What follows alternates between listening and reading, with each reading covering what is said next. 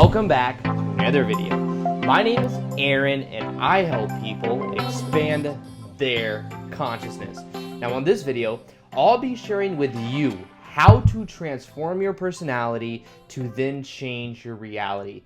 And this video will be a complete guide to doing that and really practical advice or practical tips that we can apply in our own life in order to actually do this. Because a couple months ago, I did a video called How to Unlock Your Personality that had a couple of the ideas I'm going to share today. But today, it's more of an elaboration of being able to practically apply these in our own life. Now, this video will be mainly based on some of the work of Dr. Joe Dispenza from a book that he did called How to Break the Habit of Being Yourself.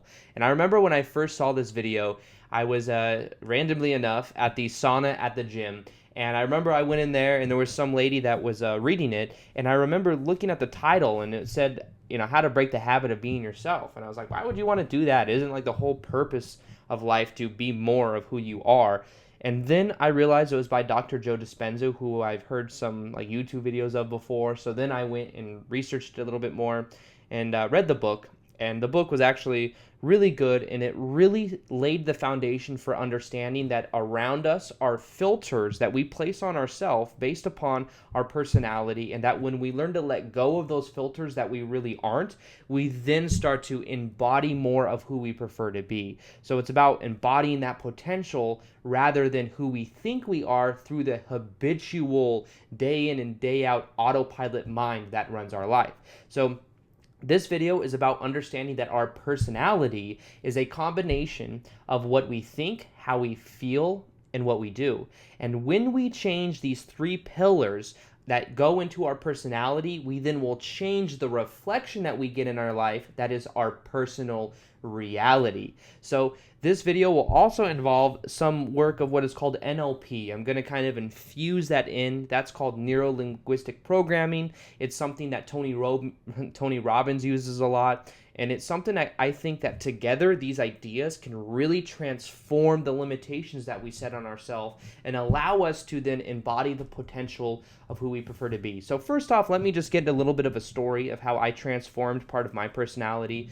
Now, this was more about letting go of part of like the ungroundedness, you could call, of who I used to be. And this is like 4 or 5 years, or maybe 5 years ago. I used to work at a place called Nordstrom's here in Las Vegas, and it was in women's shoes.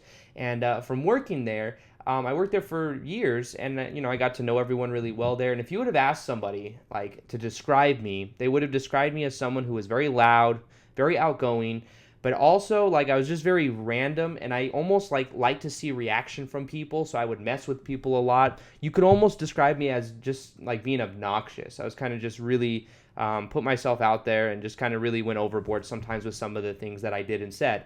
And that was like me I've always just had so much energy, and people would always ask me like, where do you get your energy from? Now what happened is unconsciously, because I hadn't read the book yet, I applied a lot of these techniques through reading it at subconscious levels through meditation.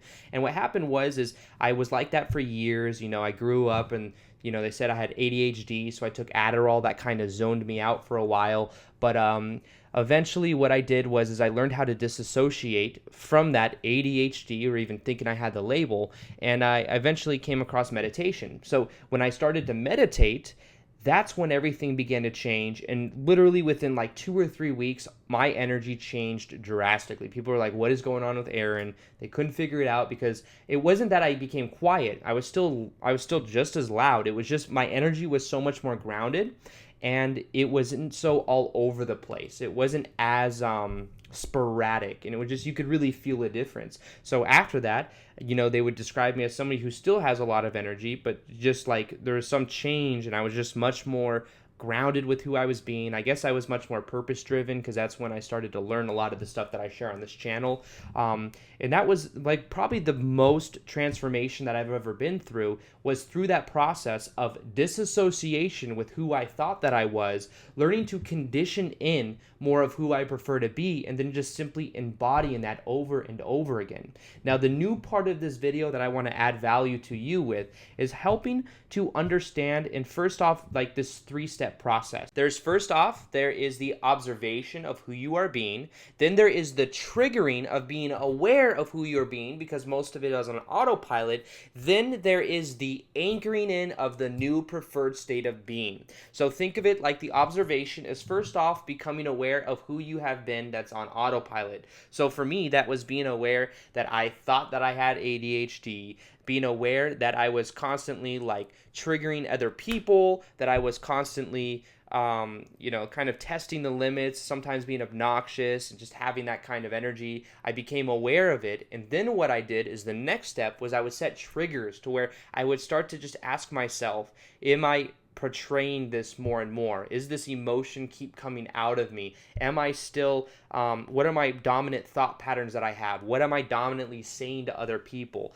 And as I became aware of that, I would set triggers where I would literally just snap my fingers every time I would catch myself, which set an anchor for me to then switch my focus. So the anchor then became how I prefer to be. So it was still something that was natural. It wasn't something that was forced, but I would simply redirect my attention of that grounded type energy of in my breath. I would become not so much in the head, and I would bring the awareness into the body. So that's what I did, and through consistency, it got to a point to where I was just able to naturally embody who I prefer to be, still have a lot of energy, still feel like I'm expressing myself, but from a much different place. Now, you can apply this. Let's use an example of somebody maybe who is shy. Now, being shy isn't a negative thing. Being an introvert isn't a negative thing, but it might not be something that's wanted when it gets to a place to where it's like you feel like you're not expressing yourself or saying something when you feel like you should say it, or you feel like you're not connecting to other people. If that's the desire, you have to switch to being more connective to other people or being a little bit more outgoing. What you would do is you would first off become aware of your dominant thought patterns when you're around other people or just in general. And as you become aware of those dominant thought patterns, what you then set yourself to do is to set a trigger. A trigger can be like simply you snapping your fingers. It could be you saying a word every time you catch yourself that kind of snaps you out of it. It could be a number of different things, but just simply realize that when you are observing it and then you become aware of it, you can set a little trigger or something you do that catches yourself in the moment. Now, the next step of the process is then anchoring in who you prefer to be, and this simply has to do with questions. It has to do with the questions you ask yourself. Now, let me ask you a question. Can you anchor in who you prefer to be by asking yourself these questions? How do you prefer to feel?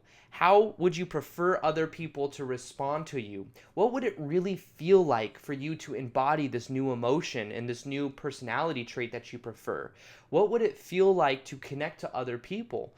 What would it be like for you, and what would it look like for you when you were having these kind of conversations with other people? What would your body language look like? What would it feel like to trust other people and to really know that you can say what you want and then feel like you're expressing yourself? What would it feel like to be in self-amusement of yourself and to be able to live from that place and that expression? You see, these questions that we're asking ourselves is shifting our focus to new type paradigm, and that focus is rewiring ourselves to then focus on something else rather than the old neural networks in our brain, and we are then allowing ourselves to tailor that into a part of who we are being. So this might take a little bit of consistency of doing that over and over again, and as we begin to do that more and more over time, it becomes easier and easier. So simply ask yourself those questions, start to really feel it. This isn't just an intellectual concept, and then it gets easier as you go. Now, the next step of this, and the last thing I want to do that's related to the NLP, is understanding the way that we define ourselves and word ourselves to the new identity that we've created and the new personality we've created. So if I were to look to that old personality for who I was being, I would look at it, and I literally do. I look at it, and it just feels like such a different person. Like, of course, there are characteristics that still, like, bled through and is still a part of who I am, but it's just such a different person in so many ways that when I look at it, I feel like that's who I used to be, but that is no longer who I am at all. Now, in the same way, you can start to look at yourself of being whatever trait you don't prefer, maybe it's being shy, and start to maintain the perspective that shyness was who you were. It taught you how to really become the cause and not the effect. It taught you how to redefine yourself in the present moment. You can reframe it and then see that that is who you were. Now, as you look at that, you start to dissociate from those characteristics, from those patterns, and you allow yourself to then remain in the identity of who you prefer, and then you can continue to maintain that perspective and do what I call hold that frame.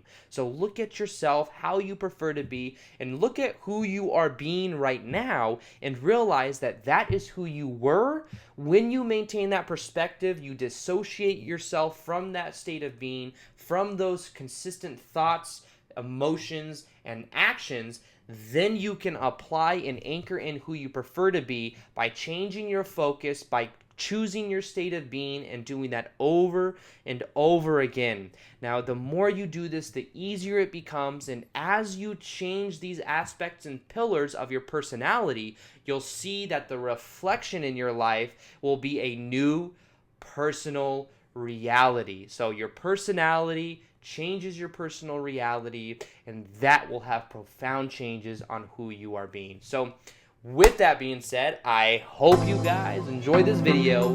Feel free to like this video if you liked it, subscribe if you haven't already, and as always, I'll see you guys on the next vid. Peace, much love, namaste. All right.